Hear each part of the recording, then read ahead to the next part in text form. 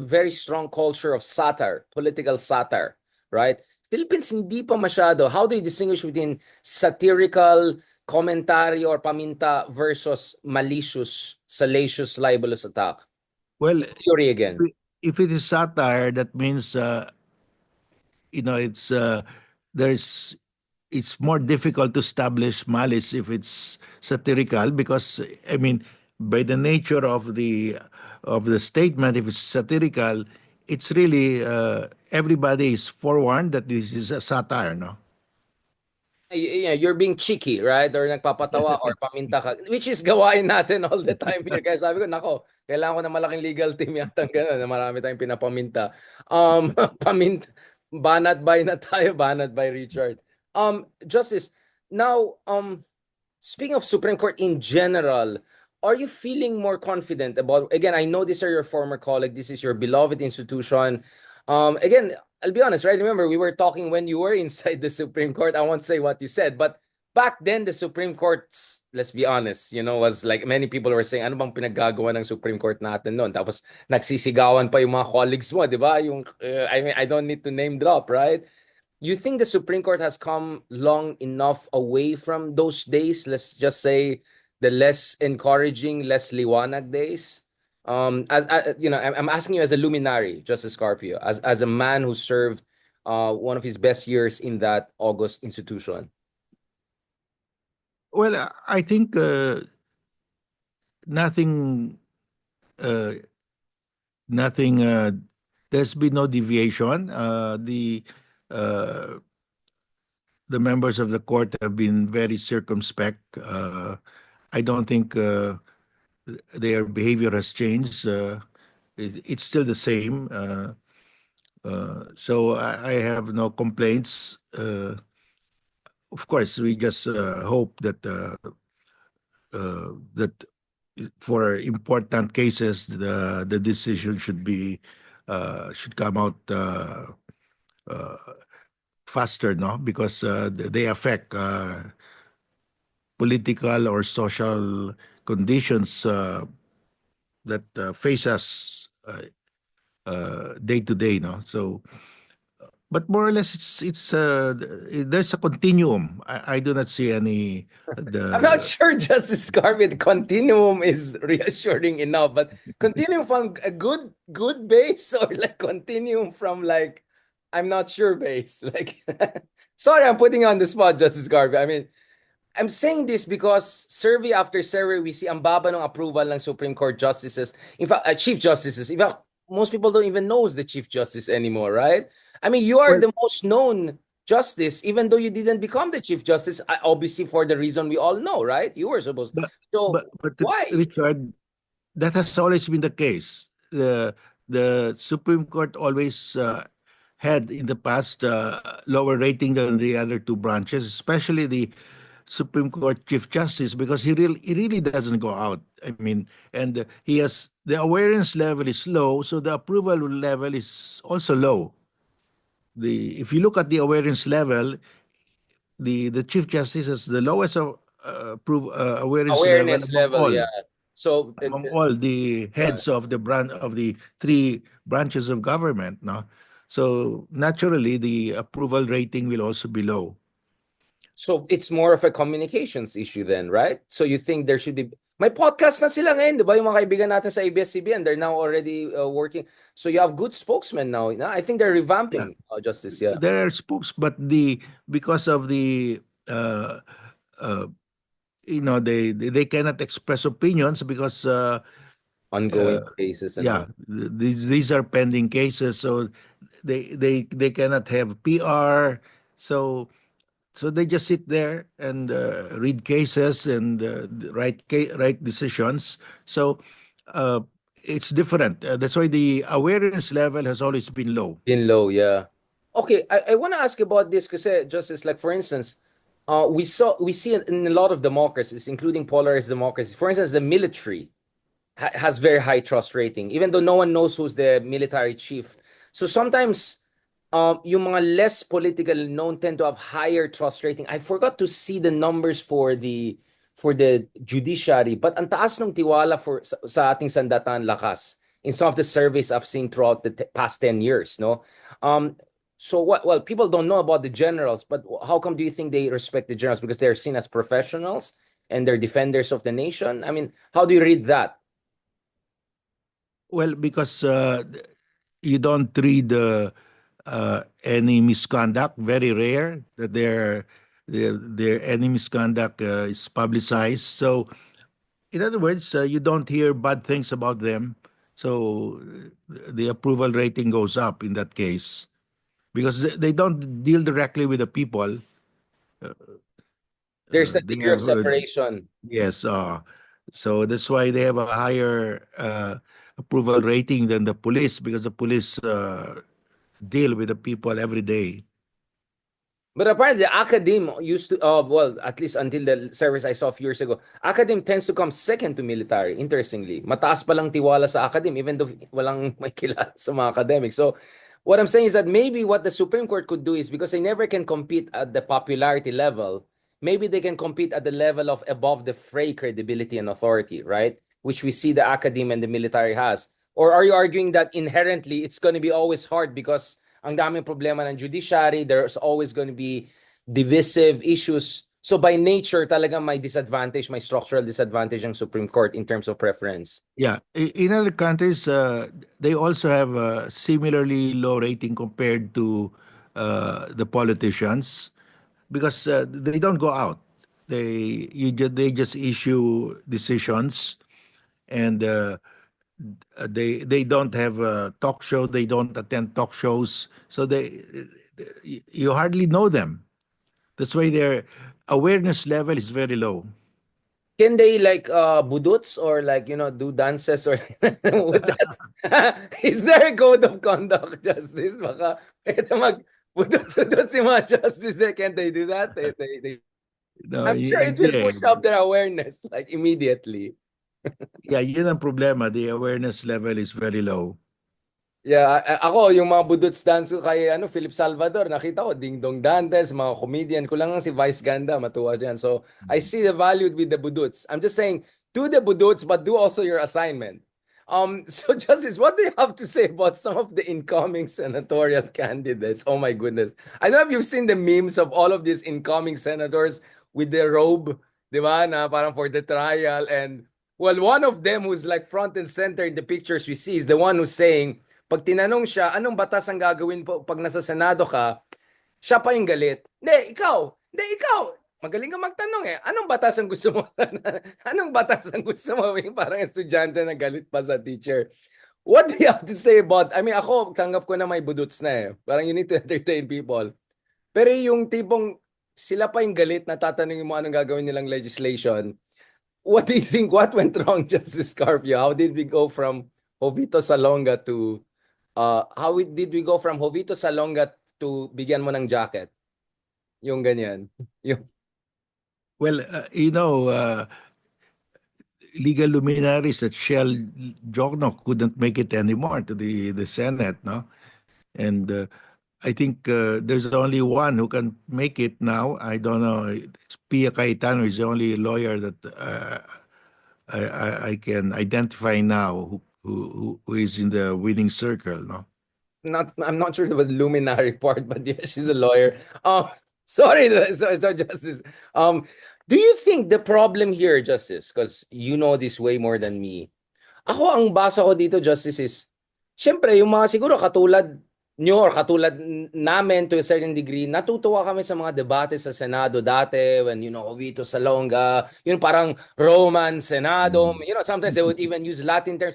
Ang point ko is, tayo-tayo lang nagkakaintindi nun eh. Feeling ko 99.9% of Filipinos could never really appreciate or understand it. Tingnan mo, kaya nga si Miriam Defensor yung pinaka-relatable, di ba? Kasi she would bring in fire, right? And joke and all.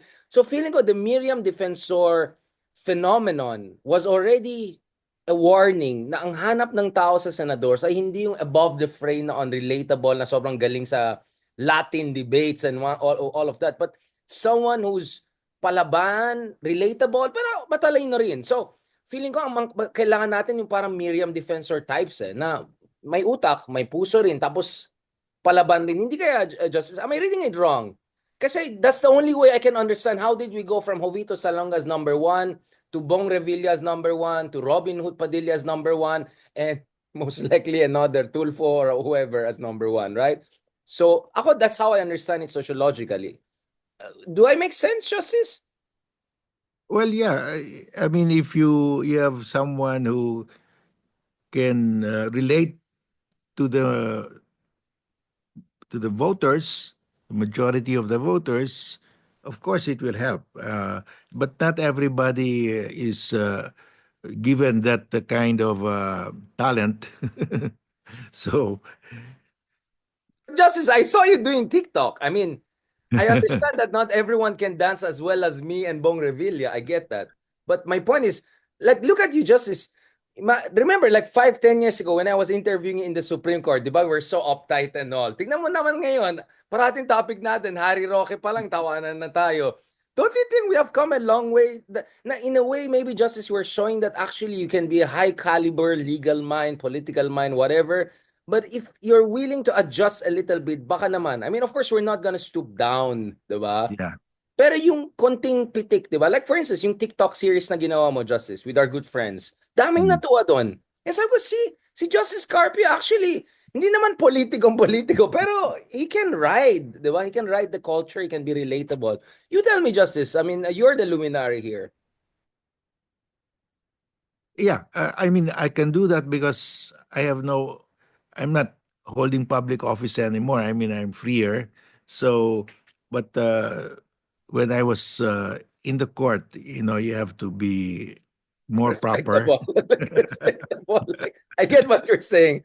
Kasi yung iba nasa Senado na, presidente na nga, hindi na nga respectable. Nagbubudots-budots pa rin. I mean, oh my goodness. I know, Justice, yun nga. Kaya nga sabi ko, how can we make the good people relatable pero at the same time respectable, 'di ba? Yung balance, 'di ba? Relatable pero respectable din.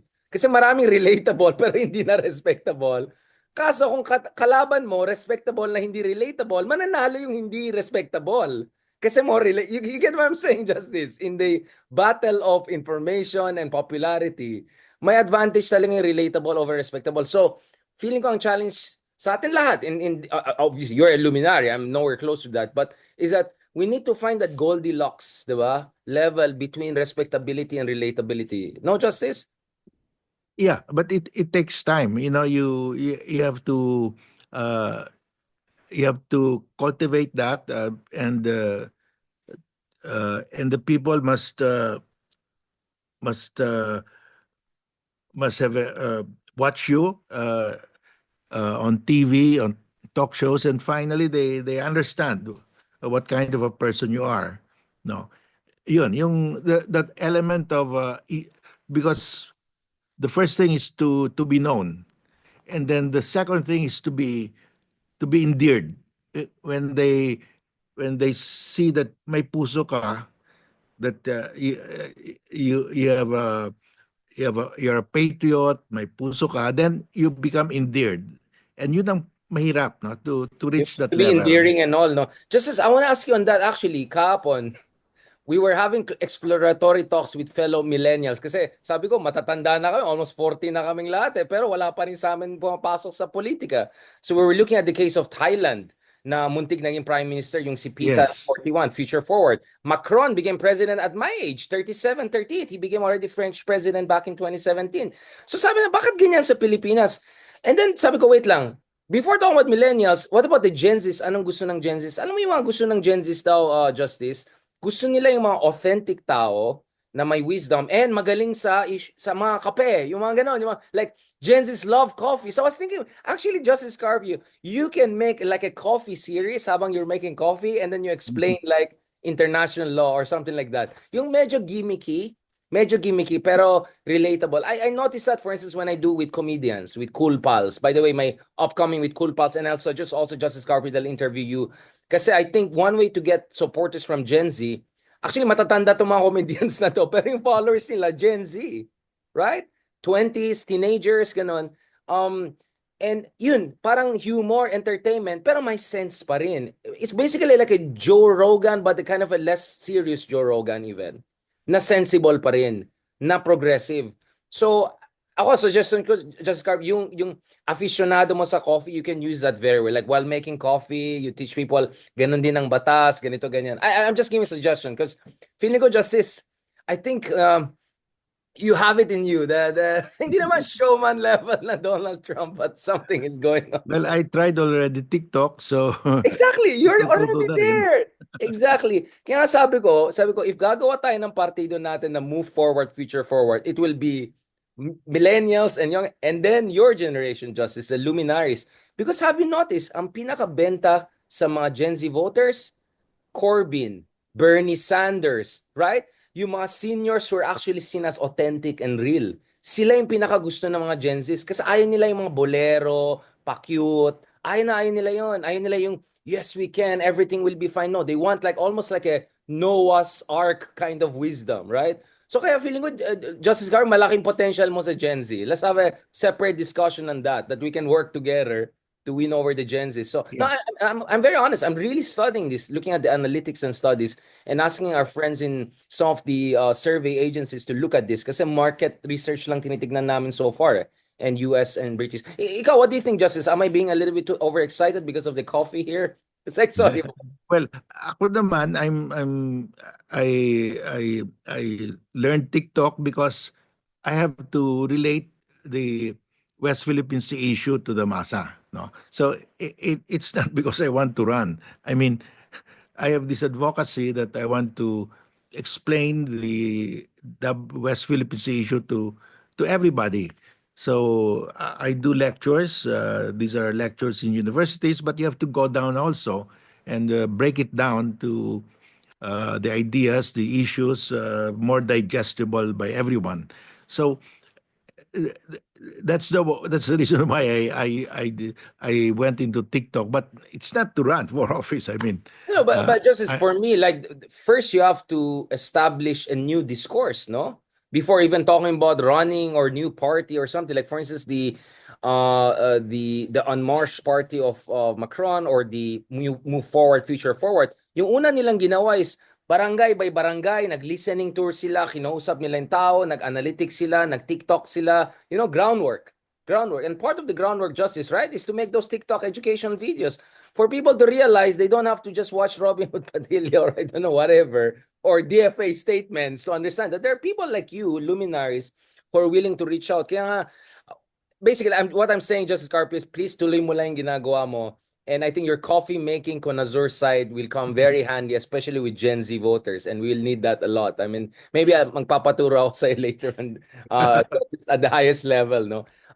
So this brings us to the last part of our discussion, Justice Carpio. Speaking of showman, patriotism, and, well, let's talk about it, MAGA. What is your read of the berating of Zelensky the other week and the repercussions it's having all around the world? I mean, just to frame this, Justice Carpio, there's one school of thought saying that okay lang yan, ganyan talaga, sorry na lang sa Ukraine, kailangan talaga itapon yung Ukraine kasi US has to lighten its load to focus on Asia.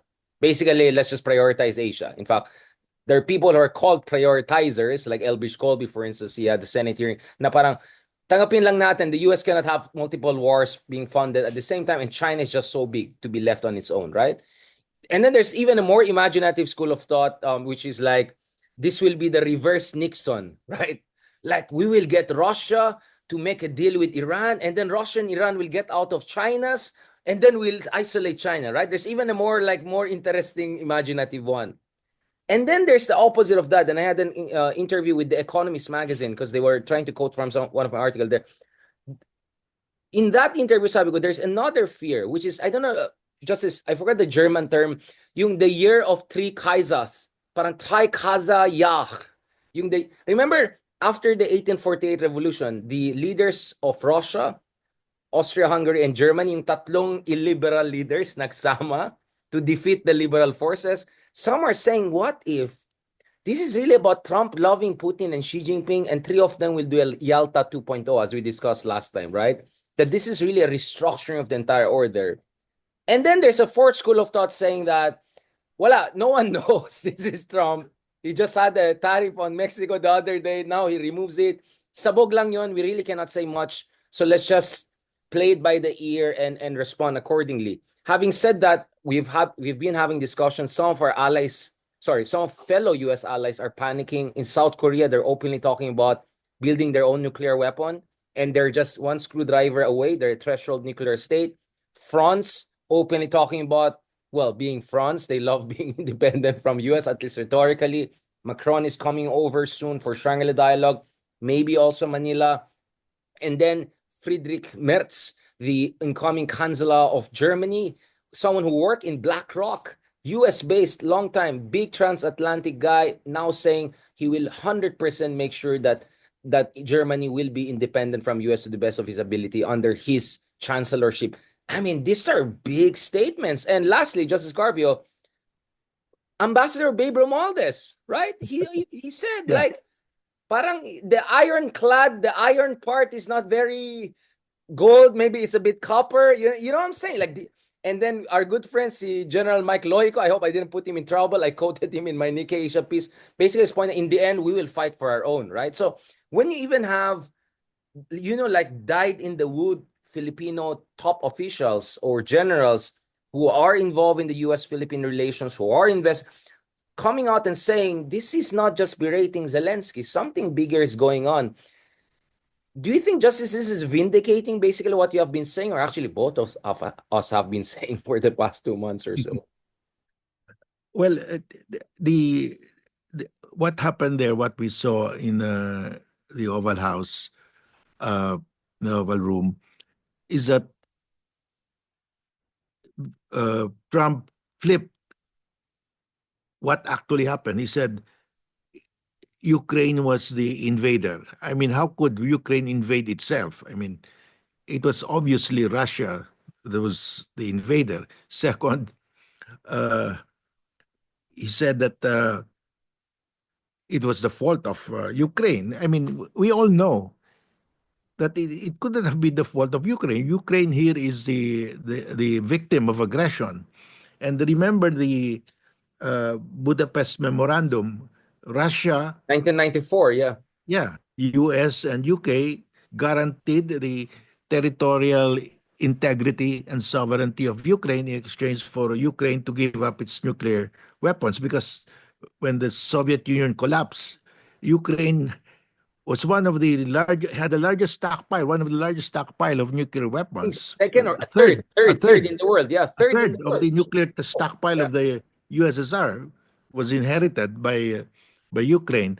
So Ukraine gave all of that, gave up all its nuclear weapons in exchange for a guarantee by Russia. And the first country to invade Ukraine was Russia. So Trump should know this.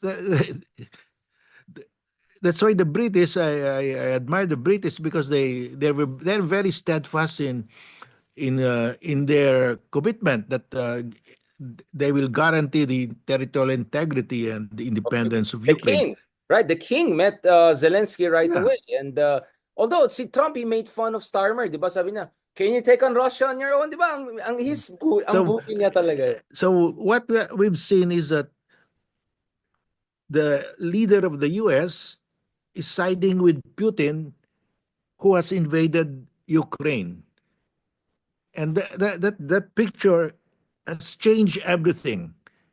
And people in Taiwan, in South Korea, in Japan, and even here, we're starting to doubt now the U.S. commitment.